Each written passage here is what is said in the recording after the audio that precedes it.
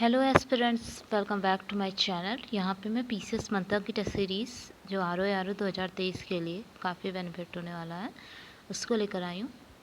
चलिए इसके क्वेश्चन को सॉल्व करते हैं बिना टाइम वेस्ट करते हुए। ठीक है, फर्स्ट क्वेश्चन यहाँ पे पूछा है कि निम्नलिखित में से कौन सा ताम्र पाषाणिक स्थल उत्तर प्रदेश में स्थित नहीं है। ठीक है, तो आप इस पर ध्यान दीजिएगा। इसमें क्या पूछा है? स्थित नहीं है। हाँ और नहीं में काफ़ी क्वेश्चन गलत हो जाते हैं, इसलिए ध्यान दीजिएगा, स्थित नहीं है। ठीक, पहला ऑप्शन है नहरान, दूसरा नवदा टोली, तीसरा खैराडी, चौथा सोहगौरा। तो इसका ऑप्शन बी ऑप्शन सही है, नवदा टोली। नवदा टोली कहाँ पे स्थित है? एमपी में। आप याद कर लीजिए इसको, पश्चिमी एमपी में है। ठीक है, ये सारे ताम्र पाषाणिक स्थल तो हैं, बट 3 इसमें से यूपी में और नवदा टोली एमपी में। ठीक है, नेक्स्ट क्वेश्चन देख लेते हैं। नेक्स्ट क्वेश्चन है भारत में सर्वप्रथम कृषि का प्रारंभ किस काल में हुआ। ठीक है, कृषि का प्रारंभ पूछा है तो ये बहुत बेसिक क्वेश्चन है। नवपाषाण कालीन इसका ऑप्शन है, ये ऑप्शन ही इसका राइट ऑप्शन है। ठीक है, नेक्स्ट क्वेश्चन देख लेते हैं। निम्नलिखित में से कौन सा सुमेलित नहीं है? ठीक है, सुमेलित नहीं है। ठीक है, तो पहला ऑप्शन है हड़प्पा, राखालदास बनर्जी, तीसरा चौहुंदड़ो मैके। ठीक है, उसके बाद रोपण यज्ञदत्त शर्मा, चौथा लोथल का आर्यविस्ट। ठीक है, अब इसका ऑप्शन देख लेते हैं। ऑप्शन क्या है? First two, second third, third fourth, first fourth. तो इसका राइट आंसर हो सकता है डी ऑप्शन। इसमें आपको पता है, इसमें पूछा था नहीं है। ठीक है, नहीं है, आपको ध्यान रखना पड़ेगा। ठीक है, तो इसका मतलब पहला गलत है। तो हड़प्पा का आप जान जाइए, हड़प्पा का किसने उत्खनन करता है? तो राखालदास बनर्जी की जगह होगा या दयाराम साहनी। ठीक है, फिर ऑप्शन थर्ड भी गलत है, रोपण। रोपण का यज्ञदत्त शर्मा है, मतलब ये सही ऑप्शन है। ठीक है, और सेकंड सही है, चौहुंदड़ो मैके। चौथा ऑप्शन गलत है, लोथल आर एस विस्ट। तो विस्ट साहब नहीं थे, लोथल का राव थे, एस आर राव। ठीक है, ये दोनों गलत हो गया। ठीक है, इसका ऑप्शन इसका डी ऑप्शन सही होगा। ठीक है, और तो मैं आपको बता देती हूँ, फिर हड़प्पा की खोज दयाराम साहनी ने किया था, लोथल की राव ने किया था। ठीक है, दोनों गलत हो गया। नेक्स्ट क्वेश्चन पे चलते हैं। सिंधु घाटी सभ्यता का कौन सा स्थल प्राक हड़प्पा, हड़प्पा कालीन एवं हड़प्पा उत्तर तीनों कालों का प्रतिनिधित्व करता है? तो ये ऑप्शन मोहनजोदड़ो, बनावली, मांडा, हुलास। तो इसका राइट आंसर होगा मांडा। मांडा जो है वो प्राक हड़प्पा, हड़प्पा कालीन, हड़प्पोत्तर तीनों का प्रतिनिधित्व करता है। इसके अलावा भी कई और ऐसी जगह हैं जो तीनों कालों का प्रतिनिधित्व करती है, लेकिन उस सैंध स्थल हैं, जैसे धौलावीरा, राखीगढ़ी, ये भी है जो तीनों कालों का प्रतिनिधित्व करती है। ठीक है, फिर नेक्स्ट क्वेश्चन देख लेते हैं।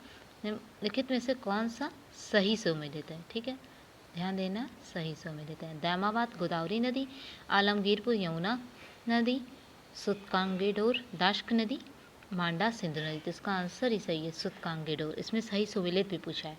ठीक है, दाश्क नदी। तो मांडा किस नदी के किनारे? मांडा चिनाब नदी के किनारे। ठीक है, उसके बाद पूछ सकता है आलमगीरपुर, सबको पता होगा, ये मेरठ के पास की जगह है। ठीक है, इसलिए हिंडन नदी हो जाएगा।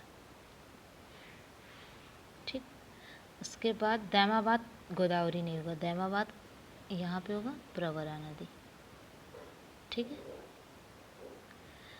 तो ये क्वेश्चन, इसका ऑप्शन सी सही होगा। ठीक है, नेक्स्ट क्वेश्चन देखते हैं। प्रमुख स्थल शारतुलई वर्तमान में किस देश में स्थित है? तो ए ऑप्शन है पाकिस्तान, सेकंड अफगानिस्तान, थर्ड चीन, डी भारत। तो इसका बी ऑप्शन सही होगा। ठीक है, अफगानिस्तान में है। वैसे तो हड़प्पा सभ्यता के स्थल 3 जगह प्राप्त हुए हैं, पाकिस्तान, अफगानिस्तान और भारत, बट इसका आंसर होगा अफगानिस्तान, शारतुलई नामक जगह जो है। ठीक है, नेक्स्ट क्वेश्चन देख लेते हैं। निम्नलिखित में से किस पशु का चित्र हड़प्पा सभ्यता के मोहरों पर नहीं पाया गया? ठीक है, ध्यान दीजिएगा, नहीं पूछ रहा है। ठीक है, नहीं। तो ए बैल, बी हिरन, सी घोड़ा, डी गैंडा। तो इसका ऑप्शन है घोड़ा। घोड़ा का चित्र वहाँ पर नहीं पाया गया है। ठीक, ये रहा आपका 7th क्वेश्चन। मोहरों पर घोड़े के चित्र मौजूद नहीं है। ठीक है, नेक्स्ट क्वेश्चन देख लेते हैं। 8th क्वेश्चन, इधर आ जाते हैं। 8th क्वेश्चन है, हड़प्पा सभ्यता के संबंध में कौन सा कथन असत्य है। ठीक है, ध्यान दीजिएगा। ठीक है, असत्य पूछा है इसमें। तो हड़प्पा सभ्यता की लिपि भाव चित्रात्मक थी, जिसे अभी तक पढ़ा नहीं जा सका है। तो आपको पता भी होगा, भाव चित्रात्मक थी, अभी तक नहीं पढ़ा जा सका है। सेकंड ऑप्शन है, हड़प्पा सभ्यता का समाज मात्र सत्तात्मक प्रकृति के था। बिल्कुल सही बात है, मात्र देवी की पूजा होती थी, पौधों की भी पूजा होती थी। फिर डी ऑप्शन देख ली, हड़प्पा वासी पुनर्जन्म में विश्वास रखते थे। बात सही है। इसमें गलत ही पूछा है, तो इसी ऑप्शन होगा। धार्मिक रीति रिवाजों में समानता विद्यमान थी। बिल्कुल नहीं, क्योंकि कुछ लोग को दफनाया जाता था, कुछ लोग को जलाया जाता था, किसी को जानवर के साथ दफनाते थे, किसी को उनके बर्तनों के साथ। इस वजह से ये मतलब धार्मिक रीति रिवाज में समानता नहीं थी। ठीक है, नेक्स्ट क्वेश्चन देख लेते हैं। 9th क्वेश्चन, सिंधु सभ्यता के पतन के संबंध में कौन एक प्रचलित मत है, मतलब सिंधु सभ्यता का पतन किस कारण हुआ है।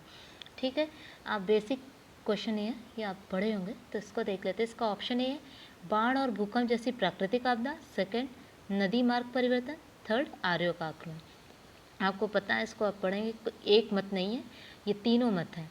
इसके अलावा भी कई मत हैं, तो ये इसका ऑप्शन डी हो जाएगा। इसके अलावा कौन से मत हैं, जैसे लोग कहते हैं जलवायु परिवर्तन के कारण हो गया सिंधु सभ्यता का। कुछ लोगों ने कहा विदेशी व्यापार में कमी आई, उस वजह से उनका पतन होगा। कुछ ने कहा भूतात्विक परिवर्तन के कारण। तो कोई एक कारण नहीं है। ठीक है, तो इसलिए इसका ऑप्शन डी हो गया। नेक्स्ट क्वेश्चन पे चलते हैं। प्राचीन आर्यों के निवास स्थल सप्त सिंधु के क्षेत्र विस्तार में कौन सी नदी शामिल नहीं है। आपको जैसे क्वेश्चन से ही पता चला, सप्त सिंध मतलब इसमें 7 नदियाँ होंगी। ठीक है, आप ऑप्शन पढ़िए। ठीक है, वितस्ता झेलम नदी को कहते हैं, अस्कनी चिनाब को, सरस्वती नदी, गोमल गोमती नदी को बोलते हैं। आपको पता होगा सिंधु समय गोमती नदी कोई फेमस नहीं थी, ना ही इसका अस्तित्व उस समय इतना विद्यमान था, तो इसका ऑप्शन सी होगा। अब 7 नदियाँ शामिल थी, तो मैं आपको बता देती हूँ 7 नदियों में कौन कौन सी थी। सिंधु, वितस्ता, झेलम, अस्किनी चिनाब को कहते थे, परश्रणी रावी को कहते हैं, विपाशा व्यास को, शतुद्री सतलज को, साथ में सरस्वती। ये 7 नदियाँ शामिल थी।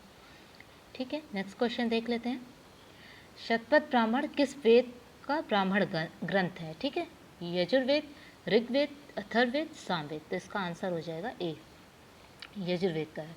ठीक है, इसके अलावा यजुर्वेद का एक और ब्राह्मण ग्रंथ है जिसको तैत्तिरीय कहते हैं। ठीक है, अब आपको बाकी का बता देते हैं। अथर्ववेद का ब्राह्मण ग्रंथ गोपद है। ठीक है, फिर सामवेद का 2 है, जैमिनी आप जानते होंगे, और दूसरा तांडव। ठीक है, फिर ऋग्वेद का सबको याद रहता है, ऐत्रेय और कौशिकी। ठीक है, नेक्स्ट क्वेश्चन पे चलते हैं। उत्तर वैदिक काल में कृषि का देवता किसे कहा जाता है। बहुत बेसिक क्वेश्चन है, कई बार एग्जाम में पूछा गया, वनडे एग्जाम में खास करके। तो इसका आंसर हो जाएगा इंद्र। इंद्र को कृषि का देवता कहते हैं। उत्तर वैदिक काल में कृषि वैदिक लोगों का प्रमुख व्यवसाय बन गई। कृषि हेतु बैलों भैंसों को घरों में पाला जाने लगा। इंद्र जो वर्षा के देवता हैं, उन्हें कृषि का देवता का उपनाम दिया गया था। ठीक है, नेक्स्ट क्वेश्चन पे देख लेते हैं। निम्नलिखित में से कौन सा सुमेलित नहीं है। जैन तीर्थकर और प्रतीक एक तरफ दिया गया, तो इसका नेमिनाथ का अश्व बताया गया, अजीतनाथ का कलश, पार्श्वनाथ का सर्प, मल्लीनाथ का सिंह। तो इसका राइट आंसर होगा सी होगा, पार्श्वनाथ का बस सही दिया गया।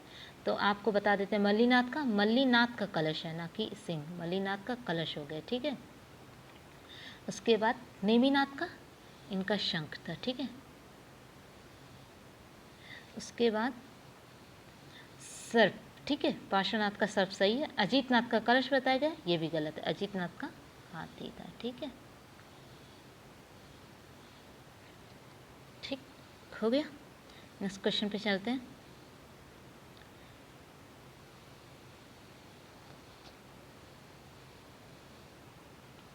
बौद्ध दर्शन के अनुसार कौन सा कथन सत्य है। सत्य पूछा है, तो ध्यान से देखिएगा, सत्य पूछा है। बौद्ध आत्मा की सत्ता को स्वीकार करते थे, बौद्ध पुनर्जन्म के सिद्धांत को नहीं मानते थे। आपको पता होगा ये दोनों ही ऑप्शन गलत है, क्योंकि पुनर्जन्म के सिद्धांत को तो बौद्ध ने माना है, वो आत्मा के सिद्धांत को नहीं मानते थे। बौद्ध क्या था, आत्मा को नहीं मानते थे और पुनर्जन्म को मानते थे। ठीक है, इसलिए इसका ऑप्शन होगा डी, इनमें से कोई नहीं, क्योंकि ये दोनों इंटरचेंज करके दे दिया गया। ठीक है, ठीक है। नेक्स्ट क्वेश्चन हम लोग देख लेते हैं। 15 क्वेश्चन आ गया है टेस्ट सीरीज़ का। ठीक है, निम्नलिखित में से कौन सा सुमेलित नहीं है? चेदी वंश, सोथवती, अश्मक, पोटे, कंबोज, हटक, अंग, राजग्रह। आपको पता है ये राजधानी दी गई है क्वेश्चन में। ठीक है, आपको पता है सुमेलित नहीं पूछा है। एक आंसर सही होगा इसका, इसका आंसर होगा डी, अंग राजगृह। ठीक, ये आंसर है। तो इसमें अंगराज की राजधानी सबको पता होगा चंपा। ठीक है, तो ये आंसर हो गया।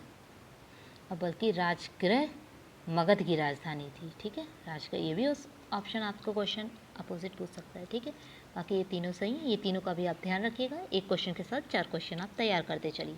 ठीक है, नेक्स्ट क्वेश्चन देख लेते हैं। सर्वप्रथम पाटलिपुत्र को राजधानी के रूप में किसने स्थापित किया था? सर्वप्रथम पूछा है।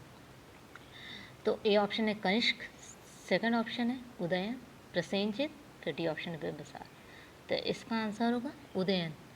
हर्यक वंश के शासक उदयन ने पाटलिपुत्र की स्थापना कर सर्वप्रथम मगध साम्राज्य की राजधानी राजगृह से पाटलिपुत्र स्थानांतरित किया गया था। ठीक है, तो पाटलिपुत्र को सर्वप्रथम राजधानी उदयन ने बनाया। 17 क्वेश्चन देख लेते हैं। मौर्य काल में कौन शिक्षा का प्रमुख केंद्र नहीं माना जाता था? नालंदा, वाराणसी, तक्षशिला, उज्जैन। आपको पता होगा ये काल के समय का पूछ रहा, मौर्य काल के समय। ठीक है, मौर्य काल के समय शिक्षा का प्रमुख केंद्र नहीं माना जाता था। ठीक है, ये ऑप्शन नालंदा होगा। मौर्य काल में वर्णाश्रम धर्म के अनुसार शिक्षा दिए जाने का उल्लेख मिलता है। इस काल में धर्म, व्याकरण, अर्थ तथा व्रत, राजनीति शिक्षा के अनिवार्य विषय माने जाते थे। मौर्य काल में वाराणसी, ठीक है, तक्षशिला तथा उज्जैन शिक्षा के प्रमुख केंद्र थे, परंतु नालंदा मौर्य काल का नहीं था। ठीक है, काल का पूछा इसलिए, वैसे तो नालंदा विश्वविद्यालय था, परंतु मौर्य काल के बारे में पूछा इसलिए इसका आंसर ये होगा। ठीक है, नेक्स्ट क्वेश्चन देख लेते हैं। भूमिदान का पहला अभिलेखीय साक्ष्य मिलता है नासिक अभिलेख से, नानाघाट अभिलेख से, बेसनगर अभिलेख से, डी ऑप्शन है महरौली चंद्र अभिलेख से। ठीक है, तो इसका आंसर आपको बताना है ए ऑप्शन, बी ऑप्शन, सी या डी ऑप्शन। ठीक है, तो इसका ऑप्शन हो जाएगा बी, नानाघाट अभिलेख से। ठीक है, भूमिदान का पहला, भूमिदान का। ठीक है, तो इसको एक्सप्लेन कर देते हैं। आंध्र सातवाहन वंशीय सातकर्णी प्रथम की रानी नागनिका के नानाघाट अभिलेख से पता चलता है कि इसने पहली शताब्दी ईसा पूर्व में ब्राह्मणों और बौद्ध को भूमि अनुदान दी थी। मतलब दोनों लोग को दिया था, ब्राह्मण के साथ साथ बौद्ध को। ठीक है, तो ये हो गया इसका आंसर। ठीक है, नेक्स्ट क्वेश्चन पे आते हैं। निम्नलिखित में से गुप्तकालीन पश्चिमी तट के बंदरगाहों में कौन सा सर्व प्रमुख बंदरगाह था? इनका प्रमुख बंदरगाह गुप्तकालीन का पश्चिमी तट की बात की है। ठीक है, तो पहला ऑप्शन है चौल बंदरगाह, बी कल्याण बंदरगाह, सी कैम्बे बंदरगाह, भड़ौच बंदरगाह। तो इसका ऑप्शन डी सही होगा। ठीक है, डी ऑप्शन होगा भड़ौच बंदरगाह। गुप्तकालीन के पश्चिमी तट के बंदरगाहों में भड़ौच, चौल, कल्याण, कैम्बे प्रमुख थे। भृगु, कच्छ अथवा भड़ौच पश्चिमी भारत का सबसे प्रमुख बंदरगाह था। यहाँ से पश्चिमी देशों के साथ सामुद्रिक व्यापार होता था। ठीक है, भड़ौच से होता था, ये आपको याद रखना पड़ेगा। ठीक है, इससे रटना पड़ेगा ये सब क्वेश्चन। नेक्स्ट क्वेश्चन देखते हैं। भारत में हूण सत्ता की स्थापना किसके नेतृत्व में थी? ठीक है, तो पहला ऑप्शन है तोरमाड़, बी ऑप्शन है साल, सी मिहिरकुल, डी दंतीदुर्ग। तो इसका आंसर हो जाएगा तोरमाड़। ठीक है, इसको मैं बता तोरमाड़। ठीक है, हूण सत्ता का। तो हूण मध्य एशिया की एक बर्बर जाति थी, या आप जनजाति बोल सकते हैं।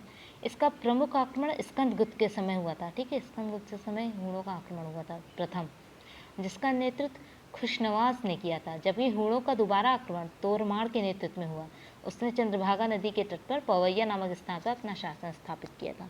ये पूछता है पहला आक्रमण भी किसके समय हुआ था, तो आप याद रखिएगा स्कंदगुप्त के समय। यह क्वेश्चन काफ़ी रिपीट हुआ है। ठीक है, नेक्स्ट क्वेश्चन देख लेते हैं। समुद्रगुप्त की प्रयाग प्रशस्ति में वर्णित दक्षिण भारत की विजय को कहा गया है दिग्विजय, दक्षिण विजय, रण विजय, धर्म विजय। ठीक है, तो इसका आंसर हो जाएगा धर्मविजय, डी। प्रयाग प्रशस्ति प्रयागराज में। प्रयाग प्रशस्ति से पता चलता है कि समुद्रगुप्त ने दक्षिण भारत के राज्यों को जीतने के बाद उनके राज्य वापस कर दिए थे, इसलिए इस विजय को धर्म विजय की कहा जाता है। ठीक है, कारण भी आप जान लीजिए। फिर नेक्स्ट क्वेश्चन देख लेते हैं, किस शासक को ग्रीक लेखकों ने अर्गमीस एवं चैंद्रमीस नाम से पुकारा था? सिकंदर, घनानंद, अशोक, चंद्रगुप्त। ग्रीक लेखकों की बात की गई है। ठीक है, तो इसका ऑप्शन सही होगा बी ऑप्शन। ठीक है, घनानंद को कहा था ग्रीक लेखकों ने। अंतिम नंद राजा घनानंद था, जो सिकंदर का समकालीन था, जो एकराट की उपाधि भी इसने धारण किया था। पहला शासक था एकराट की उपाधि धारण करने वाला घनानंद। यूनानी लोग घनानंद को अग्रमीस चैंद्रमीस कहते, कभी कभी ग्रीक की जगह यूनान भी लिखा रहता है। ठीक है, तो आप इसको ध्यान से देखिएगा। नेक्स्ट क्वेश्चन देख लेते हैं, गुप्तचर प्रणाली का वर्णन करने वाला प्रथम ग्रंथ कौन सा है? गुप्तचर प्रणाली काफ़ी फेमस थी पुराने ज़माने में। ठीक है, तो इसका आंसर देख लेते हैं, इंडिका, अर्थशास्त्र, दिव्यावदान, गार्गी संहिता। तो इसका आंसर क्या होगा? गुप्तचर प्रणाली का सबसे पहले अर्थशास्त्र। अर्थशास्त्र की बुक में सबसे पहले इस प्रणाली का वर्णन मिला था। तो अर्थशास्त्र में राज्य के गुप्तचर को गूढ़ पुरुष कहा जाता था। ये कभी कभी पूछता है, गूढ़ पुरुष मैच कराने के लिए कौन सा विभाग था? तो गुप्तचर विभाग को कहा जाता था। इसमें गुप्तचर विभाग का नाम महामार्त्य परसर मिलता है। इंडिका की रचना मेगस्थनीज ने किया था, ये तो आपको पता होगा, इसमें ऐसा कुछ नहीं था। जिसमें पाटलिपुत्र का प्रशासन इंडिका में पाटलिपुत्र का मिलता है। ठीक है, उसके बाद गार्गी संहिता ज्योतिषी की पुस्तक है। गार्गी संहिता में भी आक्रमण की चर्चा हुई है। उसमें किसके आक्रमण की चर्चा हुई? जिसमें यवनों के आक्रमण का उल्लेख मिला है। और दिव्यावदान कभी कभी ऑप्शन पर पूछ लेता है किस धर्म का ग्रंथ है, तो ये बौद्ध धर्म का ग्रंथ है। तो इसका आंसर हो गया अर्थशास्त्र। ठीक है, सबसे पहले गुप्तचर प्रणाली का वर्णन अर्थशास्त्र में हुआ था। ठीक है, ओके, नेक्स्ट क्वेश्चन पे आ जाते हैं। नेक्स्ट क्वेश्चन 24 क्वेश्चन होगा, इधर है। ठीक है, किसके सिक्कों पर संकर्षण एवं वासुदेव दोनों अंकित है? ठीक है, वासुदेव और संकर्षण। ठीक है, A option Agathocles, B Huvishka, C Chandragupta, D Bhagabhadra. तो इसका आंसर हो जाएगा हुविष्क के। हुविष्क के सिक्कों पर संकर्षण वासुदेव दोनों अंकित थे। ठीक है, कुषाणों ने ही सर्वप्रथम शुद्ध सोने के सिक्के चलाए थे जो 124 ग्रेन के थे। हुविष्क के सिक्कों पर भारतीय देवी देवता पहले के कुषाण शासकों से अधिक मिलते हैं। इसमें बुद्ध, शिव, कार्तिकेय, विष्णु, संकर्षण, उमा आदि शामिल हैं।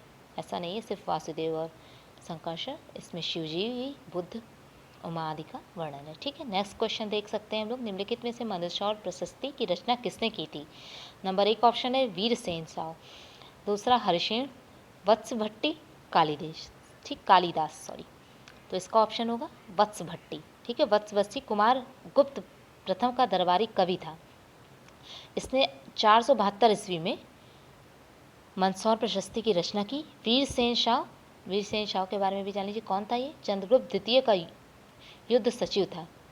इसकी रचना उदयगिरी गुहा लेख है। और हरिशेन के बारे में तो आप जानते ही होंगे, प्रयाग प्रशस्ति की रचना की थी। मैच करने को भी कभी कभी आता है ये क्वेश्चन। जबकि कालिदास की कई कृतियाँ आप जानते होंगे, मालविकाग्निमित्रम, विक्रमावर्षिक, रघुवंशम, मेघदूत। ठीक है, तो ये क्वेश्चन हो गया। नेक्स्ट क्वेश्चन पे चलते हैं। नेक्स्ट क्वेश्चन है 26, निम्नलिखित में से कौन सही सुमेलित नहीं है? इसमें ये ऑप्शन है प्रियदर्शिका की रचना हर्ष ने की, हर्षचरित, बाणभट्ट, सूर्य शतक, मयूर, डी मयूर शतक, जयसेन। इसमें आपको बताना है कौन सा सुमेलित नहीं है। ठीक है, कोई एक ऑप्शन होगा जो सुमेलित नहीं है। ठीक है, तो इसकी है मयूर शतक की रचना जयसेन ने नहीं की थी। ठीक है, मयूर शतक अथवा इसको सूर्य शतक की रचना मयूर ने ही की थी। मयूर ने ही सूर्य शतक की भी रचना की थी, मयूर शतक की भी रचना इन्होंने ही की थी। और ये हर्ष के दरबार में रहते थे। ठीक है, और बाकी आपको पता है प्रियदर्शिका की रचना हर्ष ने की थी, बाणभट्ट हर्षचरित की रचना की थी। ठीक है, इनका दरबारी कवि भी था हर्ष का। फिर सूर्य शतक और मयूर शतक मयूर ने की थी। ठीक, डी ऑप्शन इसका हो जाएगा। नेक्स्ट क्वेश्चन पे आते हैं। नेक्स्ट क्वेश्चन है 27, निम्नलिखित में से अशोक ने किस गुफा का निर्माण बिहार के बराबर पहाड़ी में नहीं करवाया? ठीक है, फिर से ध्यान दीजिएगा, नहीं करवाया, अशोक की बात कर रहा है, बिहार के बराबर पहाड़ी में। पहला सुदामा गुफा, लोमर्शी गुफा, कर्ण चौपार गुफा, विश्व झोपड़ी गुफा। ठीक है, ये 4 ऑप्शन आपके सामने हैं। ठीक है, आप ऑप्शन दीजिए और आंसर बताइए। ठीक है, इसका आंसर होगा लोमर्शी गुफा। ठीक है, अशोक ने अपने राज्याभिषेक के 12वें और 19वें वर्ष सुदामा, विश्व झोपड़ी तथा कर्ण चौपार गुफा का निर्माण बराबर की पहाड़ी में करवाया था, जबकि अशोक पौत्र दशरथ ने नागार्जुनी पहाड़ी में लोमर्शी गुफा का निर्माण कराया था। मतलब लोमर्शी गुफा का निर्माण अशोक के पुत्र ने करवाया था। ठीक है, पौत्र ने नागार्जुनी पहाड़ी में कराया था। ठीक है, और बाकी अशोक ने करवाया था।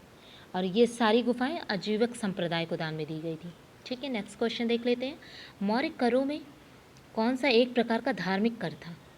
बलि, रज्जु, विविध, हरिणी। तो इसका ऑप्शन फिर से देख लीजिए। ए ऑप्शन है बलि, रज्जु, विविध, हरिण। तो इसका राइट आंसर होगा ए, बलि जो है वो धार्मिक कर था।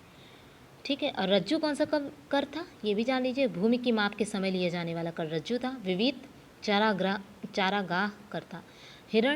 हिरण भी एक करता, ये नगद करता, जो अनाज के रूप में ना लेकर नगद लिया जाता था। ठीक है, कभी कभी ये चारों ऑप्शन एक दूसरे के सामने मैच करने को भी आ सकते हैं, मिलाने को भी आ सकते हैं, सबका एक्सप्लेनेशन भी दिया रहेगा, फिर आप मैच करें, सही पूछ सकता है। ठीक है, तो इन बाकी ऑप्शन का भी क्लेरिफिकेशन आप रखें। नेक्स्ट क्वेश्चन पे आते हैं। नेक्स्ट क्वेश्चन 29, निम्नलिखित में से किस शासकों ने प्रांतों में द्वैध शासन प्रणाली का प्रचलन किया था? द्वैध शासन आपको पता है, द्वैध शासन अंग्रेजों की भी बहुत प्रिय प्रणाली थी। ठीक है, अब आप देख लेते हैं इसका ऑप्शन। शको तथा पार्थियन कुषाणों ने, शको तथा कुषाणों ने, डेमेट्रियस ने। ठीक है, इसका आंसर हो जाएगा बी ऑप्शन।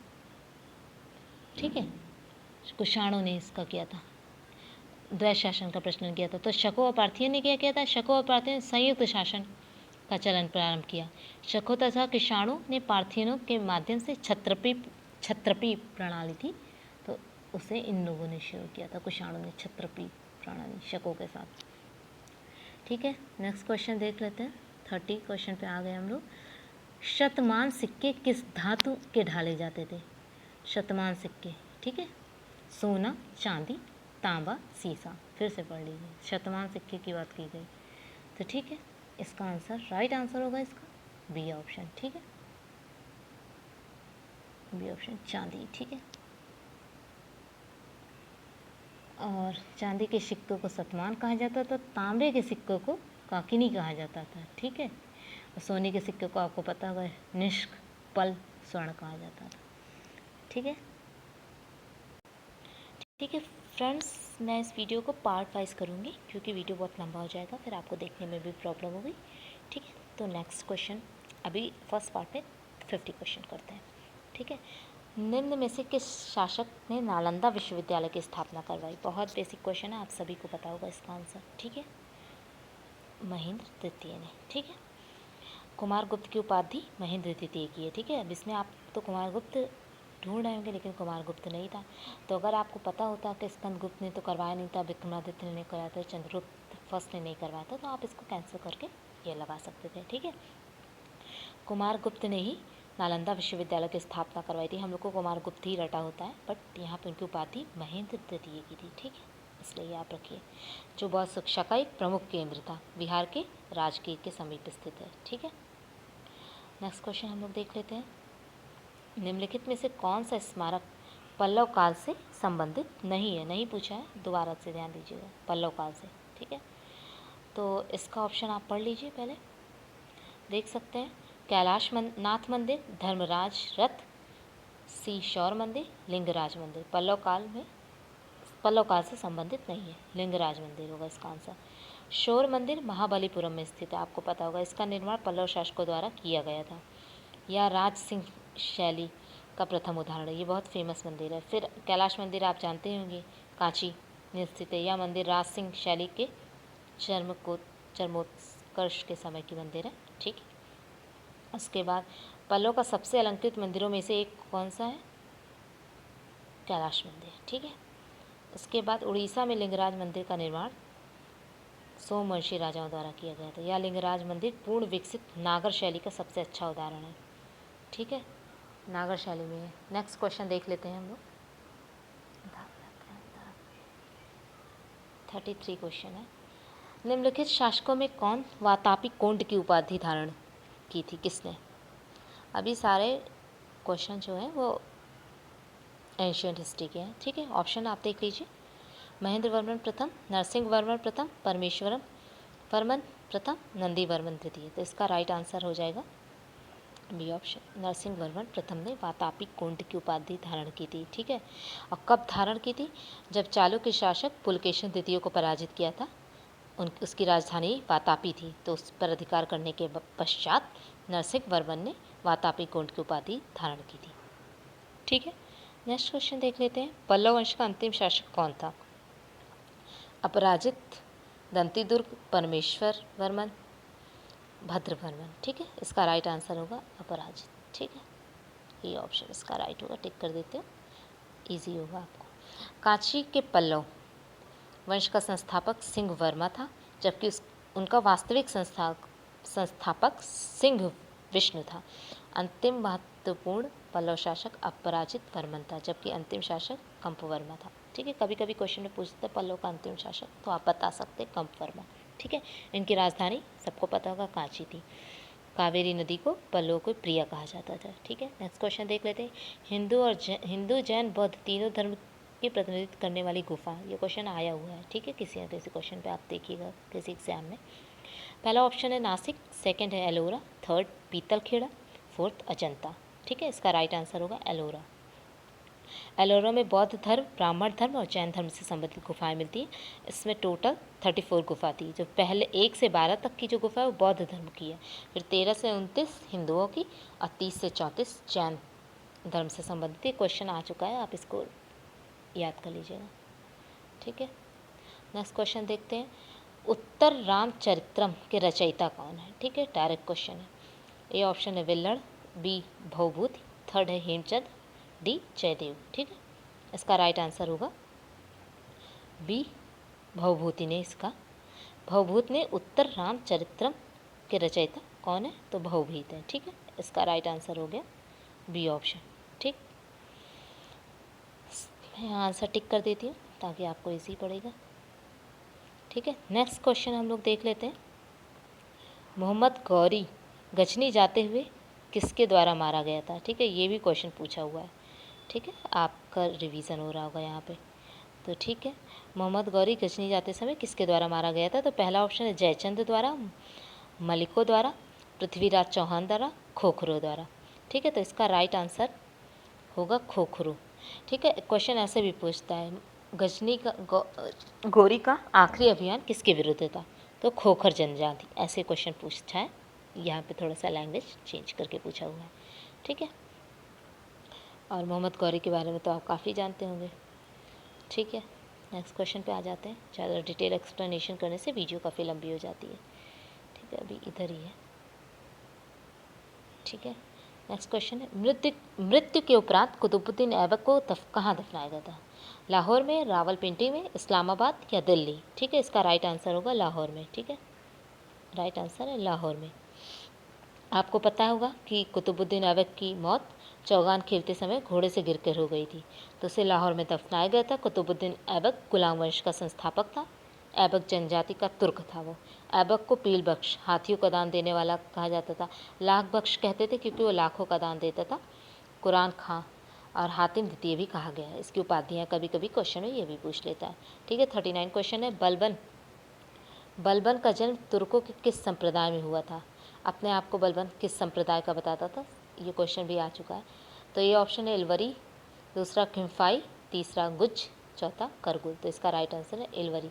ऐसे इलबरी भी कहीं कहीं लिखा रहता है। तो बलबन का जन्म तुर्कों की इलबरी शाखा में हुआ था। उसका मूल नाम बहाउद्दीन था।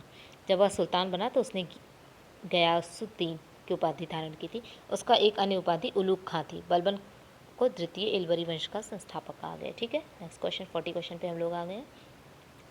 निम्नलिखित में से दिल्ली का प्रथम शासक कौन था जिसने दक्कन को भेदा था? दक्कन का तो पहला ऑप्शन है अलाउद्दीन खिलजी, फिर अहमद शाह, तीसरा ऑप्शन है मोहम्मद तुगलक, चौथा अली आदिल शाह। तो इसका राइट आंसर होगा ऑप्शन ए, अलाउद्दीन खिलजी ने।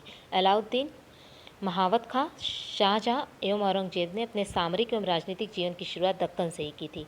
दक्षिण भारत का पहला तुर्की आक्रमण जलाउद्दीन खिलजी के काल में हुआ था। वहीं दक्षिण जाने का पहला सुल्तान अलाउद्दीन खिलजी था। जो पहला सुल्तान अलाउद्दीन खिलजी था जो दक्षिण गया था।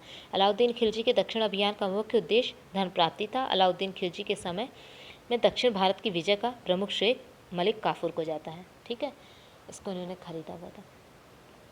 नेक्स्ट क्वेश्चन 41 क्वेश्चन पे आ गए। पैगंबर के सेनापति की उपाधि का उपयोग किस सल्तनत सुल्तान ने किया था? पैगंबर के सेनापति उपाधि का। ठीक है, पहला ऑप्शन है मुबारक शाह खिलजी, खुसरो शाह, सी है तुगलक, डी ऑप्शन है इनमें से कोई नहीं। ठीक है, क्वेश्चन नंबर 41, इसका राइट आंसर होगा खुसरो शाह। ठीक है, खुसरो मलिक नसरुद्दीन खुसरो शाह के नाम से सुल्तान बना था। ठीक है, इसने पैगंबर का सेनापति की उपाधि धारण किया। मुबारक खिलजी ने उसे खुसरो खां की उपाधि दी, अपने राज्य का प्रधानमंत्री बनाया था। ठीक है, नेक्स्ट क्वेश्चन देख सकते हैं। मसाहत निम्न में से संबंधित था। एक भूमि थी कि सिक्का था, सेना या न्याय, किसके लिए ये शब्द मसाहत का उपयोग होता था? सबको पता है भूमि के लिए होता था। पैमाइश के आधार पर भू राजस्व का बंदोबस्त मसाहत कहलाता था। इसमें प्रति इकाई विस्वा को आधार बनाया गया था। अभी भी जो विस्वा लोग कहते हैं वही विस्वा को आधार बनाया गया था। अलाउद्दीन खिलजी दिल्ली सल्तनत का पहला सुल्तान था जिसने मसाहत को अपनाया था। ठीक है, नेक्स्ट क्वेश्चन देखना पड़ेगा।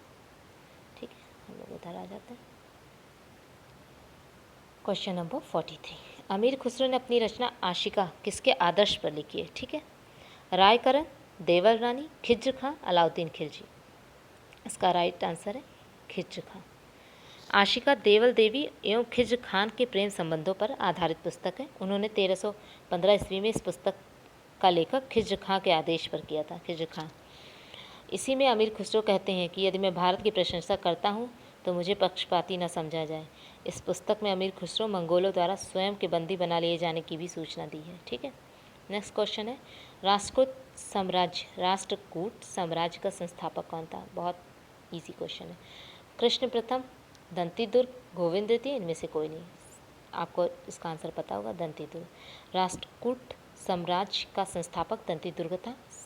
संजन अभिलेख से पता चलता है कि दंती दुर्ग ने उज्जैन पर अधिकार कर हिरण्य गर्भदान यज्ञ किया। यज्ञ में प्रतिहारों ने द्वारपाल की भूमिका निभाई थी। उसने तुला पुरुषदान यज्ञ भी संपन्न किया था। ठीक है, नेक्स्ट क्वेश्चन 45 क्वेश्चन पे हम लोग आ गए। चोलकालीन प्रशासनिक इकाई जो व्यापारियों के कल्याण की देखरेख करती थी। ठीक है, दोबारा क्वेश्चन पढ़ लेते। चोलकालीन प्रशासनिक इकाई जो व्यापारियों के कल्याण की देखरेख करती थी। तो ऑप्शन इसका महासभा, बी ऑप्शन है कुरी, सी नगरम, डी पेरुंगिरी। ठीक है, इसका राइट आंसर हो जाएगा नगरम। ठीक है, नगरम वो प्रशासनिक इकाई थी जो व्यापारियों के कल्याण की देखरेख करती थी। नगरम चोल काल में व्यापारिक नगरों तक सीमित थी। नगरों में व्यापारियों के संगठन को वॉलंटियर भी कहा जाता था। नगरों में व्यापारियों के निगम को नगरटार तथा उसके अधीन रहने वाली भूमि को नगर कन्नी कहा जाता था। ठीक है, फिर हम आ जाते हैं क्वेश्चन नंबर 46 पे। चंदेल साम्राज्य का जेजाक भुक्ति नाम किस चंदेल राजा के नाम से उत्पन्न हुआ था? नंबर 1 जय शक्ति, बी ऑप्शन है विजय शक्ति, सी नन्नूप, डी हर्ष। राइट आंसर इसका है ए ऑप्शन जय शक्ति। चंदेल साम्राज्य का जेजाक भुक्ति नाम जय शक्ति नाम के राजा के नाम से उत्पन्न हुआ था। ठीक है, चंदेल राज बुंदेलखंड में स्थित था। बुंदेलखंड का प्राचीन नाम जेजाक भुक्ति है। यूपी के पॉइंट ऑफ व्यू से भी बहुत है, इस पर यूपी स्पेशल का परमानेंट क्वेश्चन बन सकता है। ठीक है, महोबा लेख के अनुसार इस वंश के तीसरे राजा जय शक्ति अर्थात जेजा ने अपने शासित क्षेत्र को वैसा ही अपना नाम जेजाक भुक्ति दिया जैसा राजा पृथु ने पृथ्वी नाम दिया था। चंदेलों की प्रारंभिक राजधानी आप लोग को पता होगा कालिंजर थी। राजा थंग ने खजुराहो को चंदेलों की राजधानी बनाया था। तब से खजुराहो ही चंदेलों की राजधानी थी। ठीक है, नेक्स्ट क्वेश्चन 47, निम्न में से किस मुगल सम्राट को उसकी मृत्यु के पश्चात, यहाँ पे क्वेश्चन उसकी की लिखा हुआ है, उसकी मृत्यु के पश्चात अर्श आशायनी कहा गया? ठीक है, राइट आंसर इसका देखते हैं। पहला ऑप्शन पढ़ लेते हैं, अकबर, हुमायूं, शाहजहां, जहांगीर। इसका राइट आंसर है अकबर। ठीक है, इनको अर्श आशायनी कहा गया था। ठीक है, मुगल सबसे महान राजा अकबर था। ठीक है, सभी धर्मों को समान व्यवहार करने का प्रयास भी अकबर ने किया था। मुस्लिम रीति रिवाज से उनका हुआ था अंतिम संस्कार। अकबर ने को ही उसकी मृत्यु के पश्चात अर्श आशायनी अर्शाशायनी का अर्थ स्वर्ग में रहने वाला कहा गया था। नेक्स्ट क्वेश्चन 48 क्वेश्चन है, निम्नलिखित में से कौन सा युग सुमेलित नहीं है? बहादुरपुर का युद्ध 14 फरवरी 1658, सामूगढ़ का युद्ध 15 अप्रैल 1658, खजुआ का युद्ध 5 जनवरी 1659, देवराय का युद्ध 13 मार्च 1659। इसमें पूछ रहा है कौन सा ऑप्शन सुमेलित नहीं है। ठीक है, ध्यान दीजिएगा, नहीं। ठीक है, इसका राइट आंसर भी है सामूगढ़ का युद्ध। सामूगढ़ का युद्ध जो है 16 मई में हुआ था। ठीक है, कभी कभी लाइन से लगाने को दे देता है कब कौन सा युद्ध हुआ।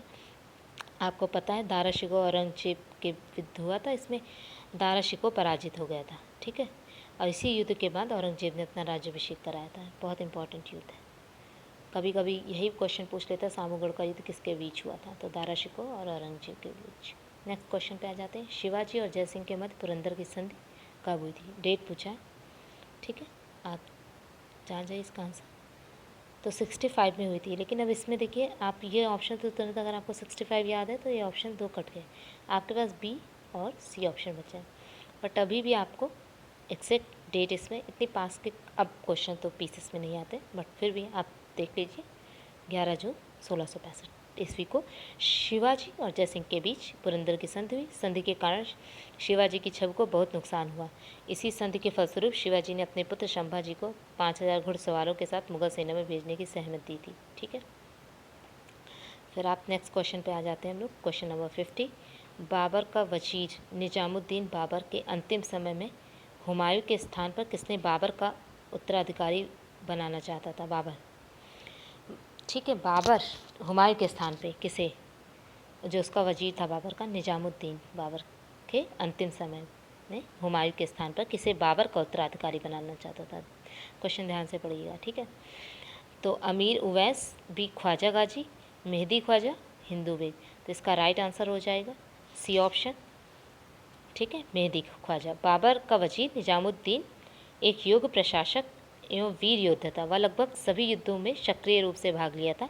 निजामुद्दीन ही चाहता था कि बाबर के अंतिम समय में हुमायूं के स्थान पर मेहदी ख्वाजा का उत्तराधिकारी बनाया जाए। ठीक है गाइस, ये आज के लिए 50 क्वेश्चन है, इसका सेकेंड पार्ट नेक्स्ट वीडियो में आएगा। अगर आपको वीडियो अच्छी लगी तो मेरे चैनल को लाइक, सब्सक्राइब, शेयर करिए अपने फ्रेंडों के साथ, वो भी ये वीडियो देखें। Thank you.